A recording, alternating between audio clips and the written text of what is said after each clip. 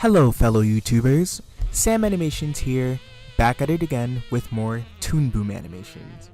I'm taking a course in my college right now called Intermediate 2D Animation, and let me tell you, my professor is tough, but he's helped me improve so much in a matter of just 4 weeks, and I still have 10 more weeks of this class to go. I'm forced to keep my drawings on model and learn how to exaggerate movements to make my animations as a whole look smoother. It's fantastic. What I'm going to show you today are the animations I've done in class so far and break down the work as much as necessary. So, for the bouncing ball, we had to go back to the basics. We did a bouncing ball, but our class was challenged to keep the ball as on model as we possibly could. So each drawing needed to stay as consistent as possible, and this is my take on that. I would say I did a decent job with it. The assignment was simply to help us remember the principles of squashing and stretching. With paper fall, this was new. I've never animated something that was nearly weightless and had no idea how it would move in the air, so my professor had us take a video of us dropping paper and we used that as a reference. After analyzing the reference over and over, I looked at certain parts, the extremes of the animation, if you will, and made those my keyframes. From the keyframes, I went back and started drawing in the in-betweens. And then from the in-betweens, I drew in even more in-betweens until I thought the paper fall animation was almost exactly like the original video I was basing it off of.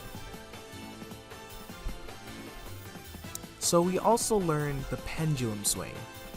This was tough, and I decided to go a little above and beyond on this assignment by utilizing all of the previous principles we learned in class at that point and combining them in this animation. There was anticipation, squashing, stretching, and follow through.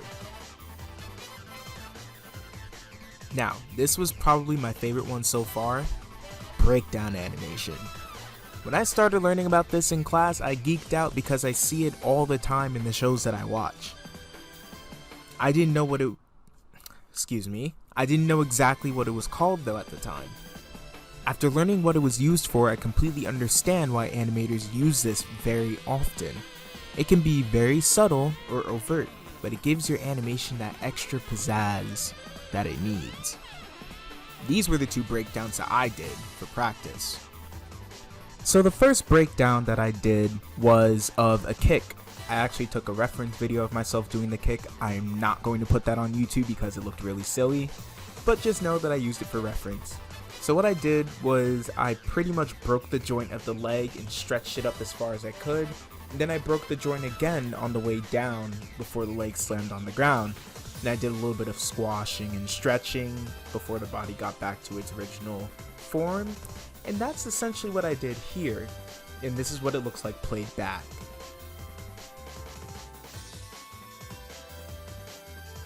So here's my second breakdown of a character throwing a punch, and you're seeing my process right now. This is around mid-process. I wish I recorded it a little bit earlier on Toon Boom, but it didn't come into my mind until about 10 minutes after I started drawing out each frame.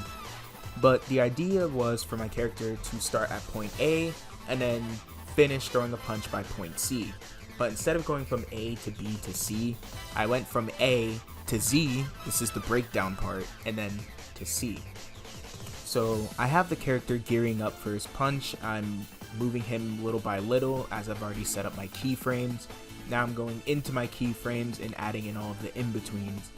So as the character is moving down, you can see that I actually stretched his arm out and kind of broke it from its joint, because nobody's shoulder can actually stretch that far, but in animation, you can get away with little stuff like that to give your animation a little bit more pizzazz. So this is essentially what I'm doing here.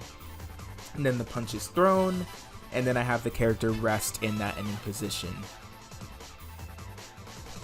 And that is all I have for you folks. I hope you enjoyed this completely unplanned yet in-depth video about the work I've done so far. I hope you all have a wonderful day. May the Lord bless you and take care.